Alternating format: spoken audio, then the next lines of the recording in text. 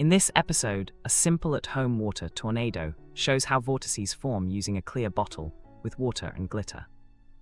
Materials: a clear bottle, water, dish soap, glitter, a bit of food coloring, and a towel.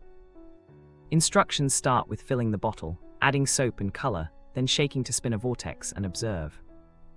The science notes centripetal forces, and that surface tension makes glitter glow as the flow twists inward. Safety tips insist on supervision: a secure lid, no spills, and a quick trivia fact about tornado scales.